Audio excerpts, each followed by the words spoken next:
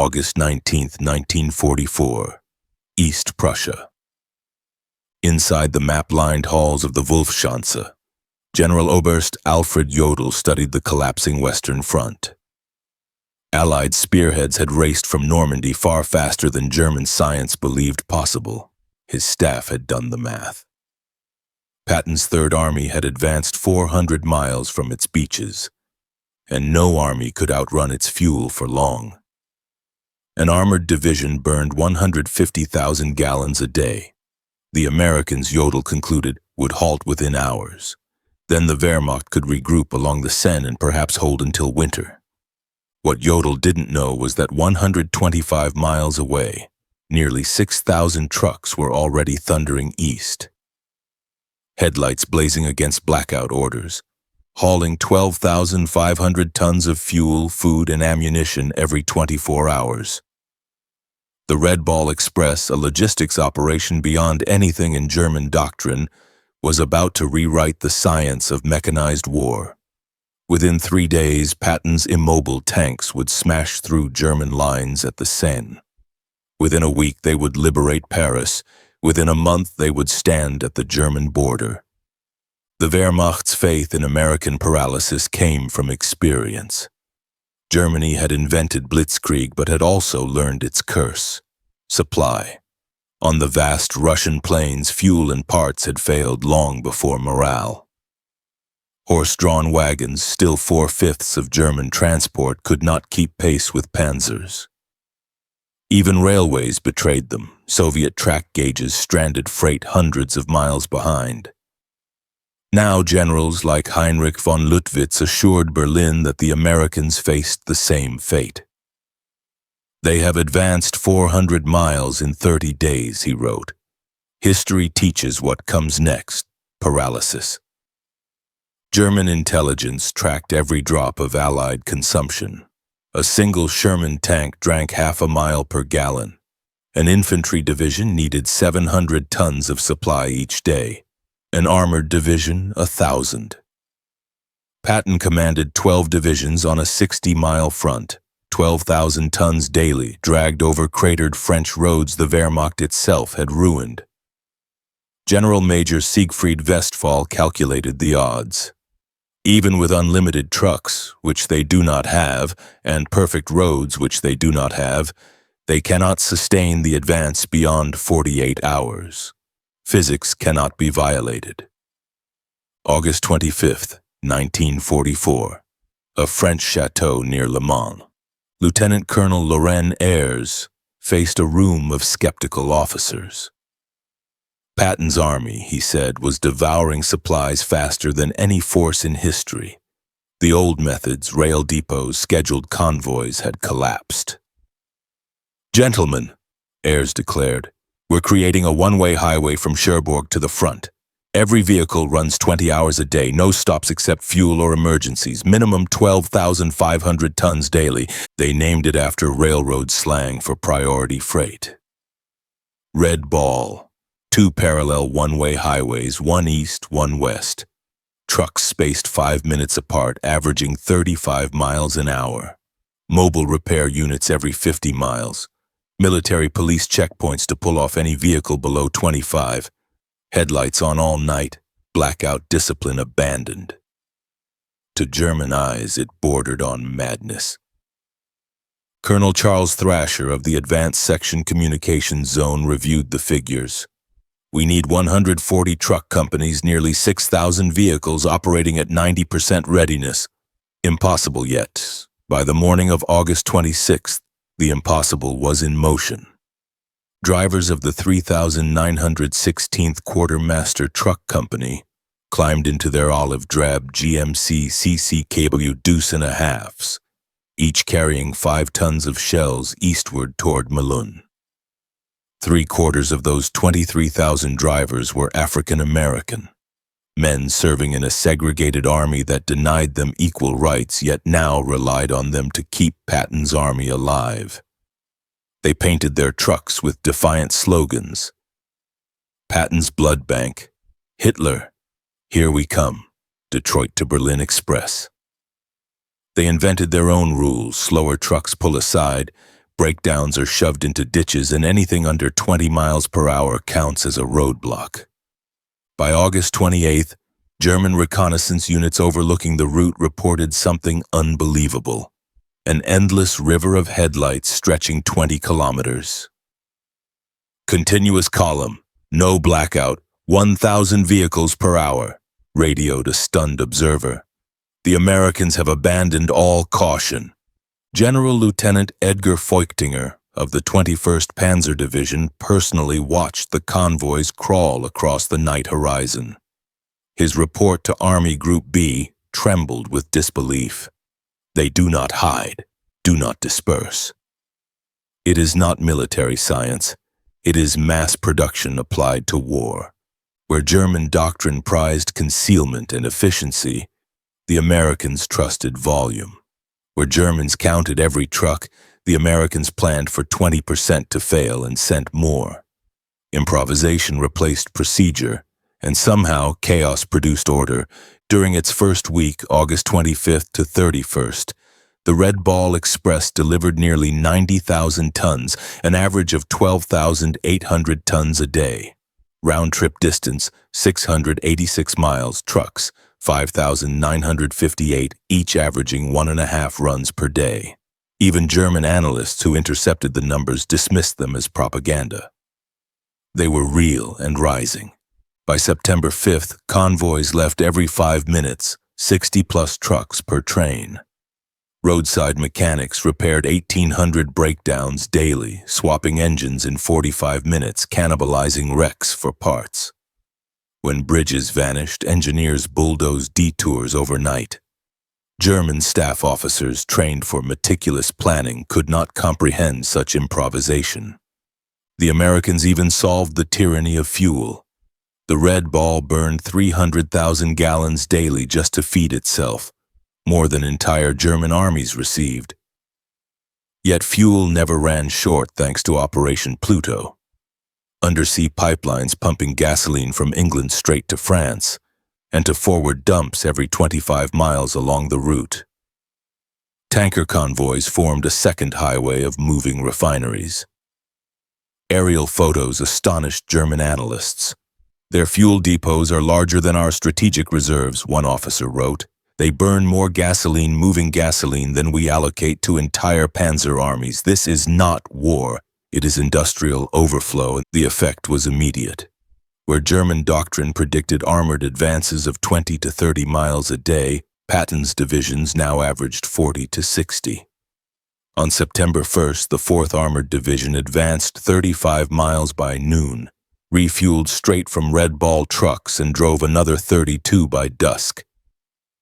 German command refused to believe the reports. "No armored force can advance 60 miles daily for a week," Guderian scoffed, but radio intercepts confirmed it.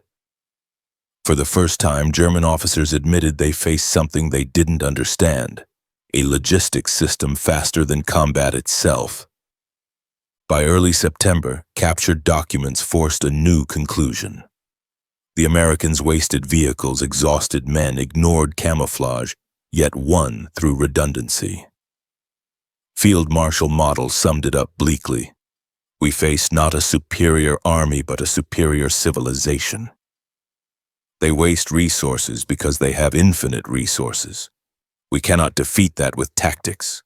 The drivers paid dearly.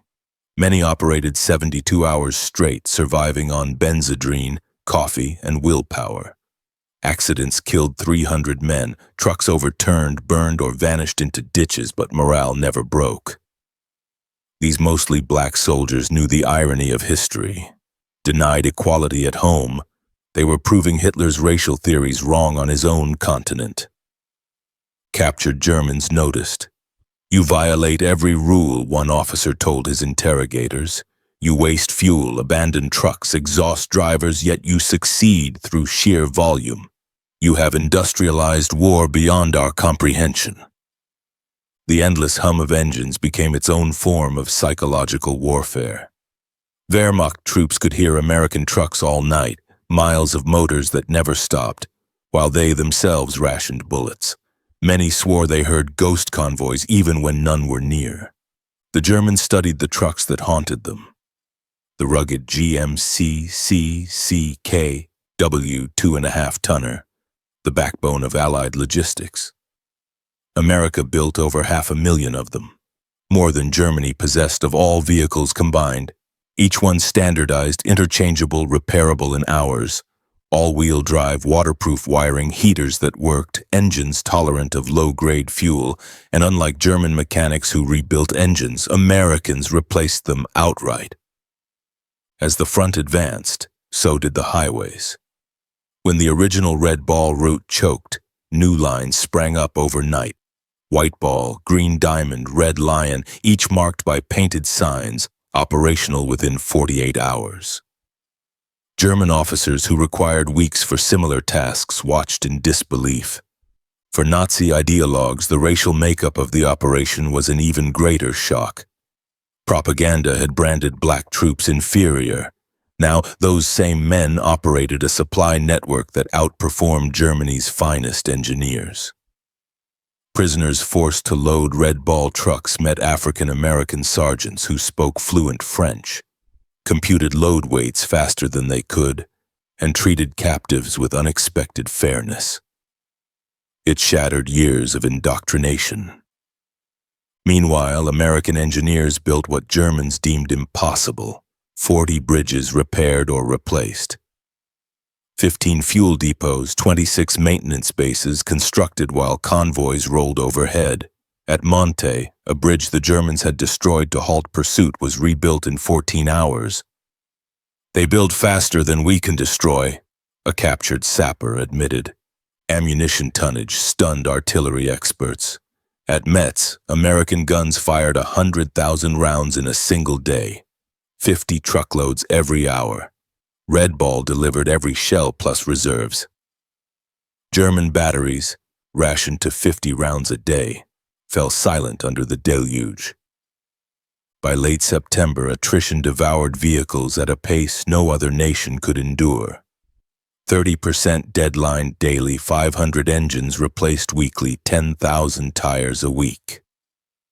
Yet new trucks arrived constantly, unloaded from Liberty ships at Cherbourg.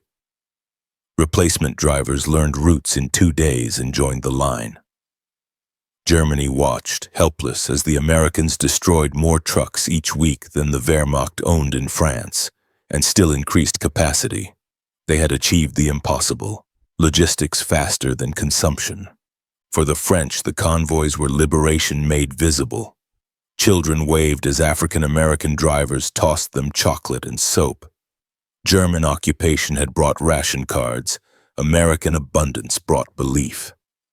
Resistance recruitment quadrupled wherever the Red Ball rolled. German reports noted grimly, "The population that once tolerated us now believes Allied victory inevitable."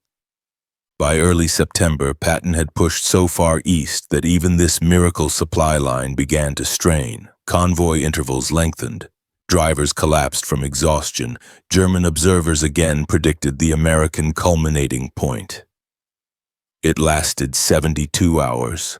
The U.S. response: create midway depots, rotate drivers, double vehicles. By September 12th, deliveries exceeded previous highs. The crisis only made the system stronger. Then came the skies. C-47 Dakotas began flying supplies directly to the front. 3 tons per plane, 900 flights a day. Germans compared it to Stalingrad, where their Luftwaffe had managed only 300 tons daily at peak. The Americans moved 10 times that, unfazed by losses. Industrial arithmetic had replaced strategy. The Red Ball Express also defied the German idea of command. In the Wehrmacht, decisions crawled upward through hierarchy. In the Red Ball, a sergeant rerouted convoys, a lieutenant rebuilt bridges, a corporal managed tonnage. Chaos should have ruled. Instead, decentralization created speed. "Every American acts like a general," a captured colonel complained, "and somehow it works." By October, rail lines finally reopened, reducing the strain. The Red Ball, intended to last 10 days, had run for 82. delivering over 412,000 tons across 122 million ton-miles. Field Marshal Model summed up the new reality. We were not defeated by tanks or planes. We were defeated by trucks. As railroads crept forward, the Red Ball's mission began to wind down, but its legend was just beginning. Behind the tonnage charts were men who had redefined what human endurance could endure. In freezing rain and choking dust, they kept the convoys moving, their engines singing through the French night like an unending hymn of steel. German officers, now fighting inside their own borders, tried to understand what they had witnessed. Field Marshal Model wrote bitterly, "We built permanent systems, they built superior temporary ones. We planned for months. They improvised in hours. The scale astonished even Allied planners. 412,000 tons of cargo, 122 million ton-miles, nearly 6,000 trucks a day at peak, 23,000 drivers, 57 million gallons of fuel consumed. The operation devoured machines, but never momentum. 5,000 trucks destroyed, 10,000 tires a week, engines replaced by the hundreds, yet supplies flowed faster each morning than the one before. The Red Ball became more than a supply line. It was a visible symbol of American abundance. German civilians later said they could hear the convoys like thunder across the night. One officer described it as a river of engines that never dries. When the autumn rains came, German doctrine predicted that wheeled logistics would fail. Temperatures plunged below freezing, but the convoys did not stop. Chains were wrapped on tires, alcohol was poured into radiators to keep engines from freezing. Even at 15 miles an hour, the trucks rolled. Snow, mud, darkness, nothing silenced them. To German observers, it was supernatural. Logistics functioning where nature itself said it could not. The human cost was steep. 300 drivers died in accidents. Thousands were injured or permanently disabled. Most were young black men who had never been allowed combat roles. They found theirs on the highway. They called it driving the road to victory. Corporal John L. Houston once drove 48 hours straight to deliver ammunition to the 2nd Armored Division. Private Booker T. Washington, hauling medical supplies, kept driving his burning truck 2 miles to a field hospital before jumping free as the cab ignited, saving lives on both sides of the war. Their courage turned steering wheels into weapons of victory. To the Germans, such behavior made no sense. Discipline without fear, exhaustion without collapse, improvisation without orders, these were not in any manual. They drive themselves harder than we drive horses, one interrogated officer said, but they do it willingly. That makes them unstoppable. Desperate to imitate success, German logisticians attempted a mirror operation during the Ardennes offensive, using captured American trucks in Operation Grief. It failed instantly. Their drivers could not maintain American speeds, mechanics lacked spare parts, fuel stocks evaporated. "We captured 50 trucks," one commander reported. "Within a week, 30 were deadlined. Americans would have replaced them. We tried to repair them. That difference explains our defeat." As winter deepened, the Red Ball's convoys kept France alive. Bridges rebuilt overnight, fuel dumps replenished under snow, headlights burning defiantly through the blackout skies. By February 1945, rail and pipeline systems had taken over much of the burden, but the legacy remained. The Germans had learned that an army's strength was measured not only in divisions, but in gallons per mile. When the war ended, captured staff officers were ordered to analyze the Red Ball Express. Their reports were unanimous and humbling. "Americans created a temporary civilization of motion," wrote General Friedrich Schulz. "Thousands of men and vehicles existing solely to feed armies, then vanishing when no longer needed. We spent years building what they built in days." The most striking admission came from Heinz Guderian himself, the father of Blitzkrieg. We solved speed of attack, but never speed of supply. The Americans solved it through industrial excess we considered impossible. The Red Ball was not a road, it was a river that drowned our armies. To German analysts, the cost seemed inconceivable. $100 million in 1944, an astronomical sum. Yet to the United States, a nation spending $250 million per day on war, it was a bargain. Logistics had become a weapon, as decisive as any tank or bomber. Lieutenant General John C.H. Lee summed it up bluntly. We wore out 5,000 trucks and 23,000 men to destroy the German army in France. In any other war that would be ruinous. In this one, it was simply the cost of victory. The racial contradiction of success could not be ignored. 3/4 of the Red Ball drivers were African American soldiers who still slept, ate, and served in segregated units. General Eisenhower visited their convoys in September 1944 and stood silently watching men who had been awake for 20 hours straighten their trucks for inspection. Turning to his aide, he said quietly, "These men are winning the war as surely as any infantryman. We will need to reconsider many things." That moment planted seeds that would bloom 4 years later in President Truman's order desegregating the U.S. Armed Forces. The Red Ball had not only fueled Patton's advance, it had fueled social change. Back in Germany, the myth of technical superiority was broken. Wehrmacht engineers admitted they had been out-engineered not by genius but by mass production. The Americans did not fear inefficiency, they buried it under scale. Volume triumphed over perfection, redundancy over precision. The Germans had been craftsmen, the Americans were manufacturers. French civilians liberated from 4 years of hunger never forgot the sight. Endless convoys roaring east, chocolate tossed from truck windows, music playing from radios tuned to New York swing. To them, the Red Ball Express was the sound of freedom itself. As the front surged past the German border, new logistical miracles followed. When Antwerp opened, the Americans extended the concept. White Ball, Green Diamond, Red Lion, ABC Line. Each route sprang to life within 2 days. Painted signs, fresh drivers, rolling schedules, while German counterparts were still drawing maps. What the Wehrmacht needed weeks to plan, the Americans accomplished between dawn and dusk. Even the air war turned into logistics. C-47s ferried ammunition, gliders carried fuel drums, pipelines followed armor columns like metal snakes. No front line could outrun its supplies. The Americans had made distance irrelevant.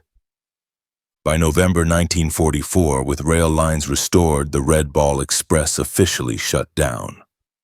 The convoys that had roared day and night simply vanished. In 72 hours, the entire operation, 6,000 vehicles, thousands of miles of roads, hundreds of depots, was dissolved. Equipment reassigned, routes reopened to civilians, drivers sent elsewhere. German planners who required months to demobilize far smaller systems were stunned. The Americans built, used, discarded, and built again, faster than the enemy could comprehend. When the last German generals surrendered in May 1945, many cited logistics as the reason. General Hasso von Manteuffel admitted, "When we understood your capacity to supply, we knew the war was lost. You could feed armies faster than we could destroy them."